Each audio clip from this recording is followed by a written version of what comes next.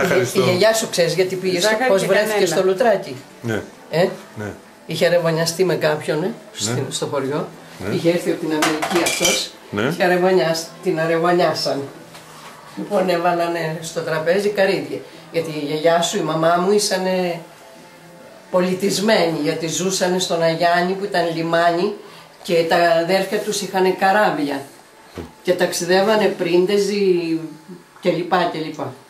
Λοιπόν, και του βάλανε στο τραπέζι. Καλέσανε τον υποψήφιο γαμπρό να του κάνουν τραπέζι. Να ξέρεις ότι, το φαγητό, δηλαδή ήσαν λάτσις για την εποχή τους. Τα αδέρφια της γιαγιάς σου και της μαμάς μου. Λοιπόν, βάλανε καρύδια στο τραπέζι, ολόκληρα, και πήρε το πυρούνι αυτός. Τσίπαγε τα καρύδια. Και κάρφωνε τα καρύδια. Κατάλαβες? Οπότε... Απερίφθη.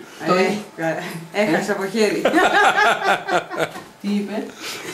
Απερίφθη, λέω. Δεν τον θέλανε για γαμπρό μετά, τέλος πάντων. Βεβαίως, απερίφθη. Αλλά μετά, επειδή αρεμονιάστηκε, υποτίθεται ότι αρεμονιάστηκε στο χωριό, μετά δεν την έπαιρνε άλλος. Αφού καλέσαν τον γαμπρό στο σπίτι, μετά... Κατάλαβες. Οπότε, αναγκάστηκε. Εγώ ξέρω ότι είχε έρθει προξενιό από το Λουτράκι με τα πιστόλια στο τραπέζι. Πώς? Εγώ ξέρω ότι είχε έρθει προξενιό από το Λουτράκι, ναι, για τον παππού μου, ναι, και ήρθανε με τα κουμπούρια οι προξενευτές και είπανε θα μας τη δώσεις.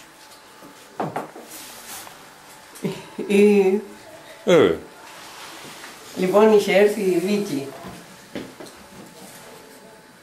στο χωριό και στο είχε πει η θεία Χαρίκια, η άλλη αδερφή της μαμάς μου. Πάει στο Λουτράκι η Βίκη, μαμά λέει, ξέρεις, κάποιος στο χωριό αρεβωνιάστηκε και του είχαν βάλει καρύδια, λέει, και τα έπαιρνε με το πυρούνι. Και αυτό είχε συμβεί στη μάνα της, αλλά δεν το ήξερε η Βίκη. Η Βίκη ήταν... Να βάλει 2 κιλά ζάχαρη, βάζει 1,5. Κατάλαβες. Συγκούνα. Σε ό,τι όπως το κηδόνι. Φτιάξαμε κηδόνι. Ναι, αυτή θα στη χαρίσω. Ναι, έλα. Thank you very much. Φτιάξαμε κηδόνι. Με ροζ καπάκι που είναι αγοράκι θα του χαρίσεις. Άλλαξε το βάτο το πορτοκαλί. Δεν θα το πετύχεις, φοβάμαι. Τη δεύτερη όμως θα το πετύχεις. Αλλά είδες, είναι ωραία. Εγώ την τρώω πολύ τη βασιλιά. Κι εγώ. Εμένα μου έστελνε η μάνα μου στο Σινά. Ξέρω. Στο Σινά μου. Εμένα μου αρέσει πάρα πολύ. Την έφτιανα και εκτός από το μαμά σου. Τι έχω. Τη ρώψω. Αν σου πω τι έχω, πίτα λέω με ζυμωτό φύλλο. Εγώ τη φτιάχνω τη σπανακόπτα με φύλλο. Είναι στον Αγιάννη, σε ένα λιμάνι, εκεί μεγαλώσανε, γιατί είχαν πολλά κτίσματα, μέναν εκεί.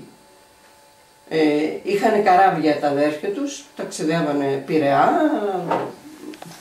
Πάτρα, Πρίντεζη, το άλλο πώς το λέμε, που είναι παραλιακό της Ιταλίας. Αδερφοξαδέρφια βγάζανε βουλευτή, κατάλαβες. Ας τον και με παρακολουθεί και θα σταματήσω, δεν θα λέω τίποτα. Να φτιάξουν ένα, να το πω μύτωμα τώρα, ένα σχέδιο κουβέρτες. Γιατί θα το θέλανε για κουρτίνες. Σαν οργαλιό. Λοιπόν, είχαν βάλει τα μητάρια κάτω, είχαν το σχέδιο κάτω όλα, γονατισμένες εκεί σε ένα μαξιλαράκι με το σκαμνί και παλεύανε και φτιάνανε. Έρχεται ο παππούς ο Αριστίδης, όπως είχε το μπαστούνι, τις έβλεπε που παλεύανε και ακούμπησε έτσι το μπαστούνι και κοίταζε. Αυτές δεν το βρίσκανε το σχέδιο και παλεύανε και είχαν στενοχωρηθεί και αυτά.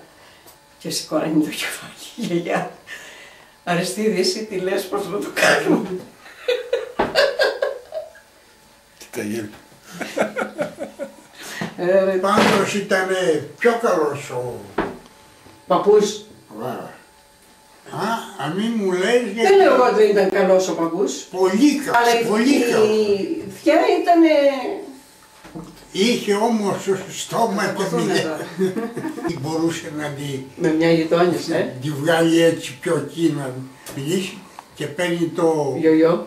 Γιογιό το ξέρεις. Και εκεί που έλεγε αυτή, Πήγε, της το έβαλε εκεί και έφυγε. Τίποτα. Της έβγαλε το γιογιό και μπήκε μέσα η γιαγιά. Κατάκι. Αλληλοδουλεύεσαι Για μου να φαίνεται. μην... Βάζει εδώ το κρασάκι, το ούζο, για να μην βλέπω εγώ πόσο θα πιει. Αυτά που κάνω.